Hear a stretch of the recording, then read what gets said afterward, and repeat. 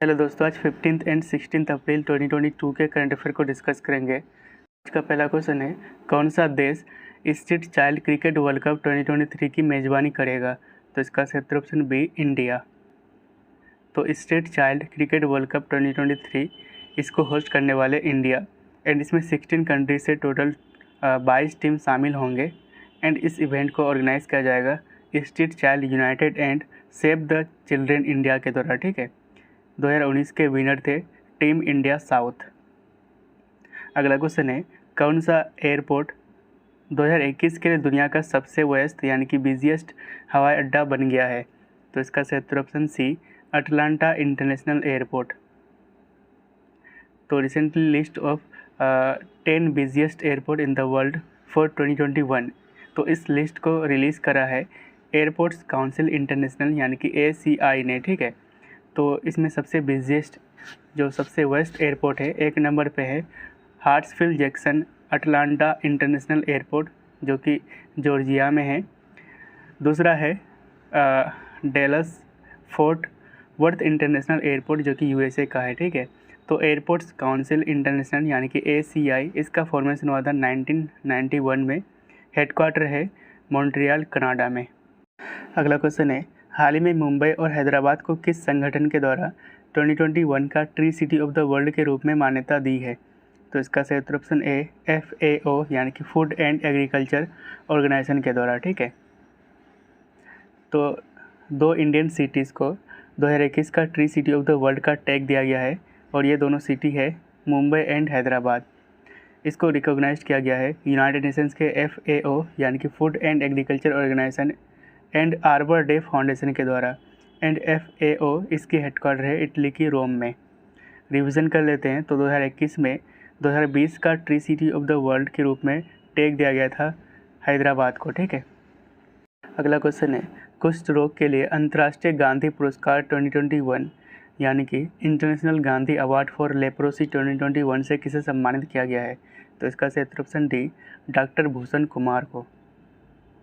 तो international Gandhi award for leprosy 2021 इस award को बनाया गया था गांधी मेमोरियल लेप्रोसी फाउंडेशन के द्वारा। एंड इसके 2021 में विनर्स है इंडिविजुअल कैटेगरी में डॉक्टर भूषण कुमार जो कि चंडीगढ़ से हैं। एंड इंस्टीट्यूशनल कैटेगरी में इसके विनर है सहयोग कुष्ठ यज्ञ ट्रस्ट जो कि गुजरात में स्थित है। अगला क्वेश्चन है, भारत के लिए चीफ G20 कोऑर्डिनेटर के रूप में किसे नियुक्त किया गया है? तो इसका सही ऑप्शन बी, हर्षवर्धन श्रृंगला को। तो G20 इसका फॉर्मेशन हुआ था 1999 में। इसके टोटल मेंबर्स हैं 19 countries and European union. India इसका मेंबर है सिंस 1999। तो G20 मीट के शेरपा बनेंगे पीयूष गोयल जो कि कॉमर्स एंड इंडस्ट्री मिनिस्टर हैं।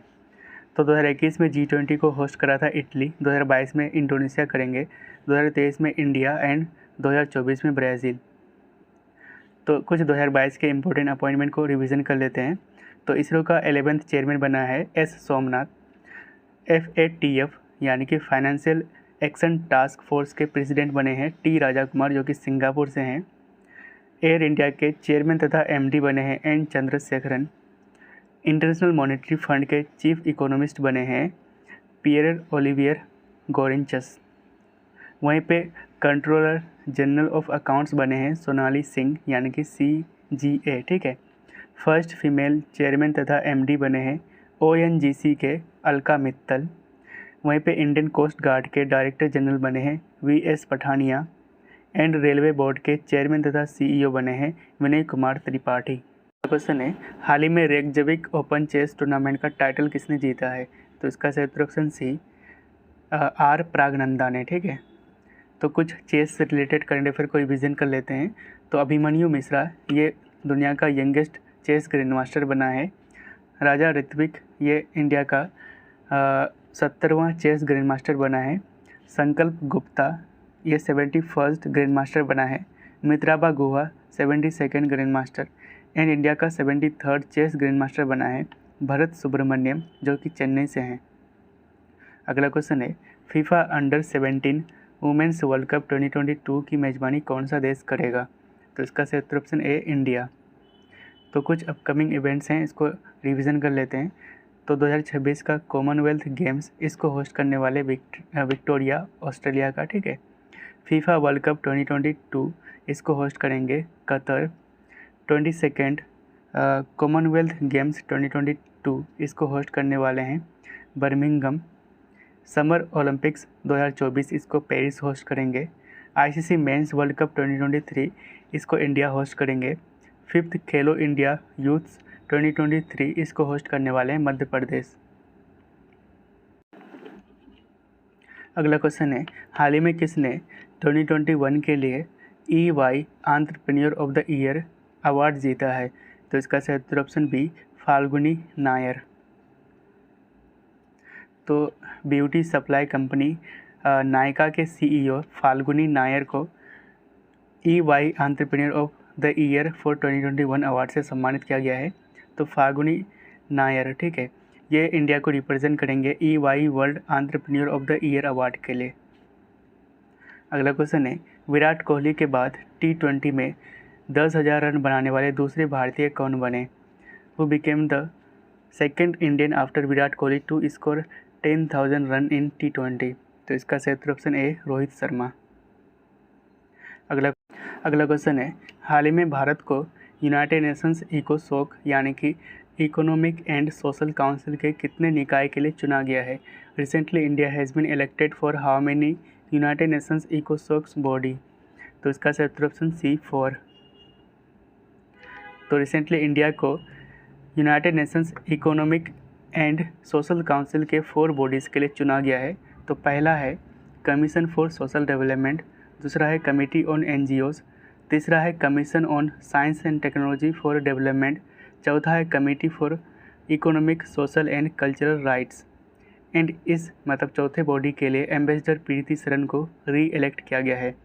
एंड इस चारों बॉडीज़ में इंडिया का टर्म यानी कि कार्यकाल 4 साल का होगा। तो यूनाइटेड नेशंस इकोसोक इसका फॉर्मेशन हुआ था 1945 में। हेडक्वार्टर है USA के न्यूयॉर्क में।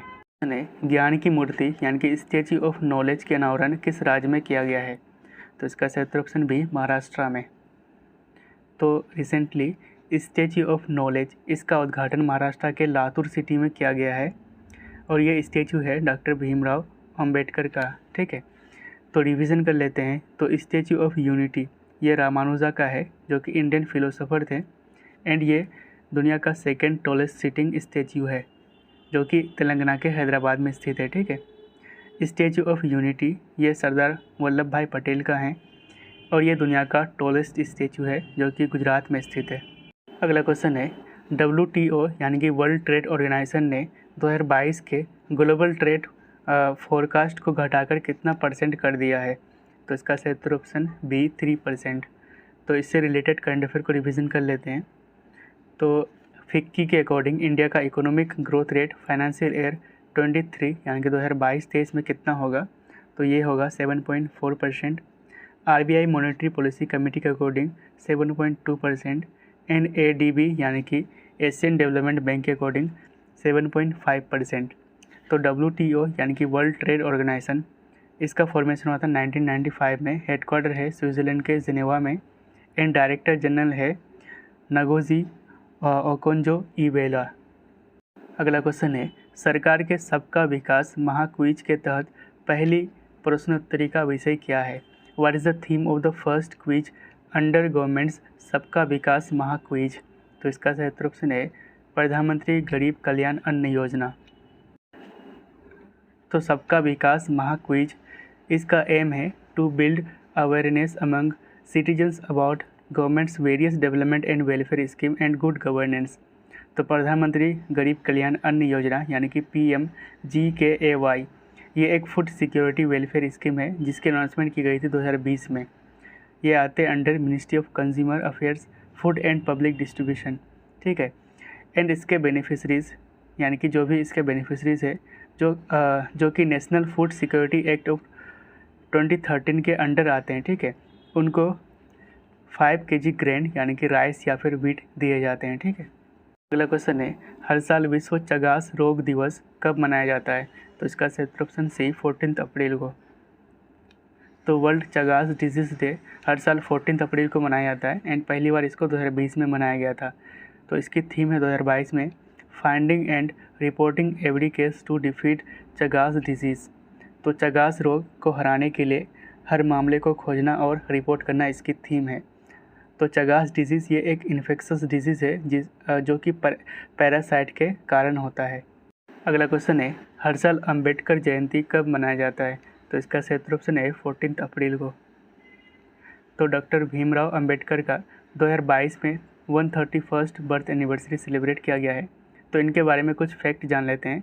तो इनका जन्म 14 अप्रैल 1891 को मध्य प्रदेश के महो में हुआ था। इनको फादर ऑफ इंडियन कॉन्स्टिट्यूशन के नाम से जाना जाता है। ये चेयरमैन थे कॉन्स्टिट्यूशन ड्राफ्टिंग कमेटी का, ठीक है। इनका एक फेमस बुक है जिनका नाम है the problem of the rupee, its origin and it's solution, ठीक है। एंड इसी बुक के बेस्ड पर आरबीआई का क्रिएशन हुआ था। इनको 1990 में भारत रत्न से भी सम्मानित किया गया था, जो कि इंडिया का हाईएस्ट सिविलियन अवार्ड है। अगला क्वेश्चन है, हाल ही में एंड्रयू मैकडोनाल्ड को किस क्रिकेट टीम का मुख्य कोच नियुक्त किया गया है? तो इसका सही ऑप्शन सी, ऑस्ट्रेलिया का। जन निगरानी ऐप हाल ही में किस स्टेट या फिर यूटी में लॉन्च किया गया है? तो इसका सही option D, Jammu and Kashmir में। तो जन निगरानी ऐप जम्मू कश्मीर में इसको लॉन्च किया गया है। एंड इस ऐप के ज़रिए जो भी जम्मू कश्मीर के लोग हैं वो ऑनलाइन कंप्लेंट को रजिस्टर कर पाएंगे related to various scheme of government. अगला क्वेश्चन है, हियर योरसेल्फ पुस्तक के लेखक कौन है? तो इसका सही ऑप्शन है प्रेम रावत।